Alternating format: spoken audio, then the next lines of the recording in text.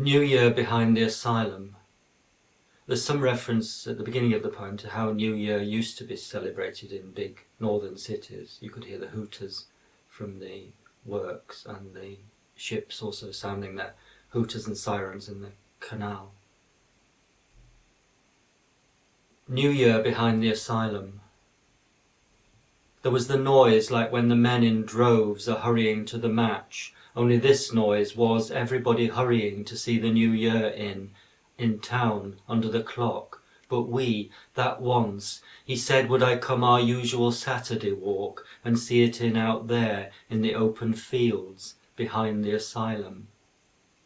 Even on sunny days, how it troubled me more and more the nearer we got, and he went quiet, and as if he was ashamed for what he must always do, which was go and grip the bars of the iron gates and stand staring into the garden until they saw him. They were like the animals, so glad and shy, like overgrown children, dressed in things handed down too big or small, and they came in a crowd and said hello with funny chunnering noises. And through the bars, looking so serious, he put his empty hand out. But that night we crept past quickly, and only stopped in the middle of the empty fields, and there, while the clock in the square where the normal people stood, and all the clocks in England were striking 12, we heard the rejoicings for the new year from works and churches and the big ships in the docks. So faint I wished we were hearing nothing at all, we were so far away in our black fields. I felt we might not ever get back again where the people were, and it was warm. And then came up their sort of rejoicing out of the asylum, singing or sobbing, I don't know what it was, like nothing on earth, their sort of welcoming in another new year. And it was only then, when the bells and the cheerful hooters couldn't be heard, but only the inmates, only the poor mad people, singing or sobbing their hearts out for the new year, that he gripped me fast and kissed my hair and held me in against him and clung on tight to me under a terrible number of bare stars, so far from town and the lights and house and home, and shut my ears against the big children crying, but listened himself, listened and listened, that one time. And I've thought since, and now he's dead, I'm sure, that what he meant was this, that I should know how much love would be needed.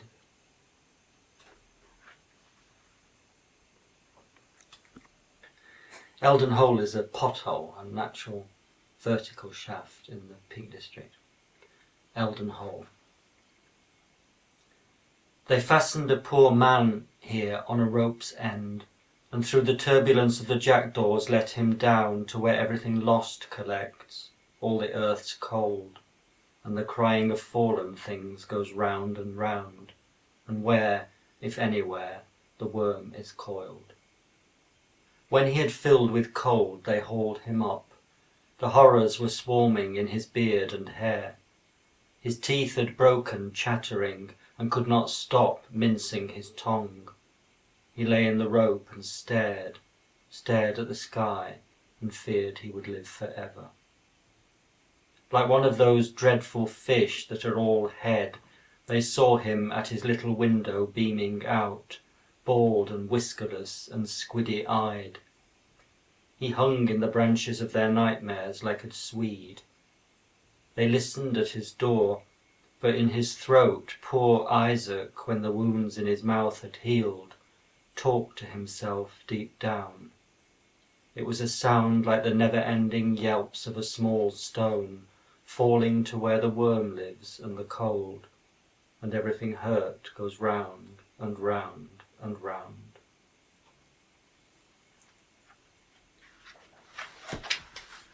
The Wasps. Oh, hang on, you've moved position slightly. Just on the other side of the page. Just need to adjust height.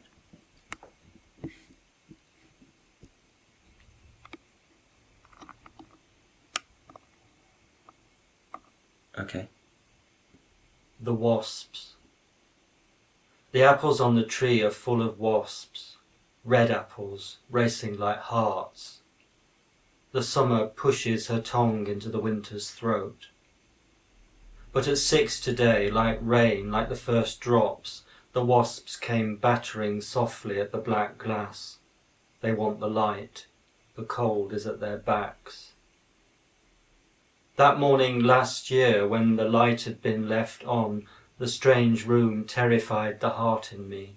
I could not place myself, didn't know my own insect scribble. Then saw the whole soft pelt of wasps, its underbelly, the long black pane, yellow with visitants. It seethed, the glass sounded. I bless my life that so much wants in.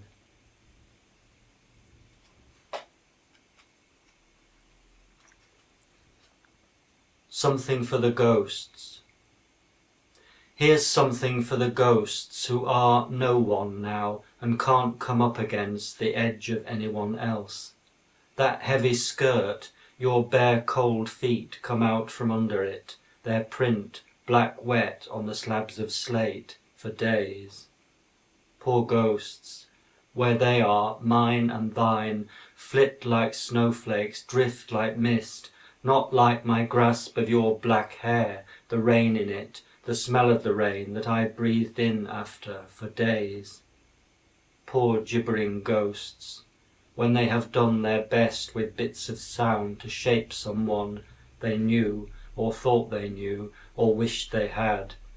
It never amounts to anything more than this ghost of a mouth with questions in, such as, who were you, and who did you think I was?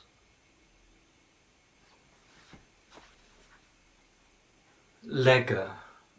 The leggers were the men who used to have to lie on their backs and walk the long canal boats through tunnels to come out the other side. Legger.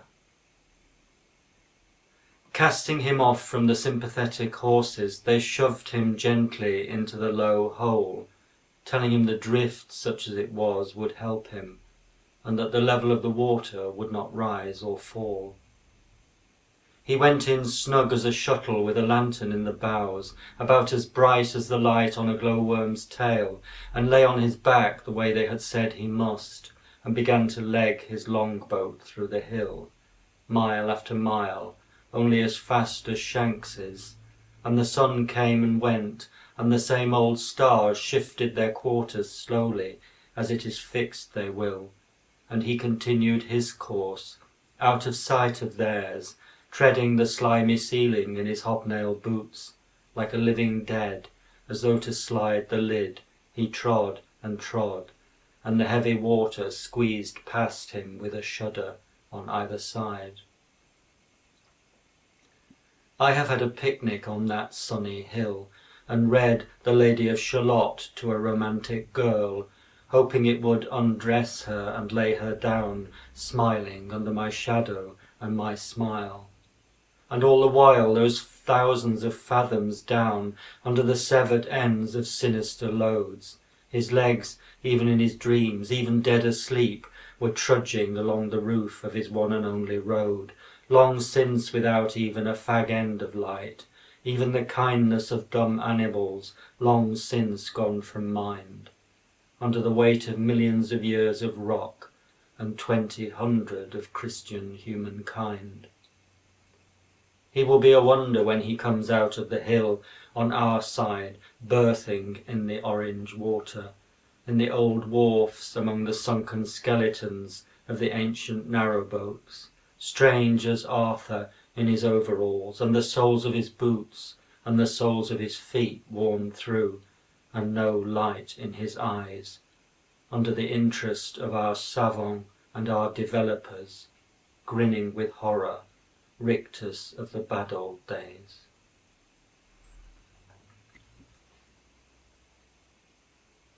Common and particular.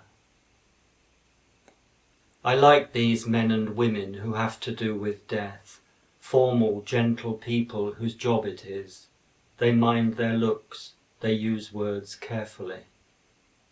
I liked that woman in the sunny room, one after the other receiving such as me every working day. She asks the things she must and thanks me for the answers. Then I don't mind entering your particulars in little boxes. I like the feeling she has seen it all before.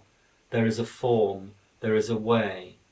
But also that no one come to speak up for a shade is like the last. I see she knows that too. I'm glad there is a form to put your details in, your dates, the cause. Glad as I am of men who'll make a trestle of their strong embrace, and in a slot between two other slots, do what they have to every working day, carry another weight for someone else. It is common, you are particular. Watching for dolphins. In the summer months, on every crossing to Piraeus, one noticed that certain passengers soon rose from seats in the packed saloon, and with serious looks and no acknowledgement of a common purpose, passed forward through the small door into the bows to watch for dolphins. One saw them lose every other wish. Even the lovers turned their desires on the sea, and a fat man hung with equipment to photograph the occasion stared like a saint through sad bifocals. Others, hopeless themselves, looked to the children, for they would see dolphins if anyone would. Day after day, or on their last opportunity, all gazed, undecided whether a flat calm were favourable, or a sea the sun and the wind between them raised to a likeness of dolphins. Were gulls a sign that fell screeching from the sky, or over an unremarkable place sat in a silent school? Every face, after its character, implored the sea. All, unaccustomed, wanted epiphany, praying the sky would clang and the abused Aegean reverberate with cymbal, gong and drum. We could not imagine more prayer. And had they then, on the waves, on the climax of our longing, come smiling, snub-nosed, domed like satyrs, oh, we should have laughed and lifted the children up, stranger to stranger, pointing how with a leap they left their element 3 or 4 times, centred on grace, and heavily and warm re-entered, looping the keel. We should have felt them go further and further into the deep parts. But soon we were among the great tankers, under their chains, in black water. We had not seen the dolphins, but woke, blinking. Eyes cast down, with no admission of disappointment, a company dispersed and prepared to land in the city.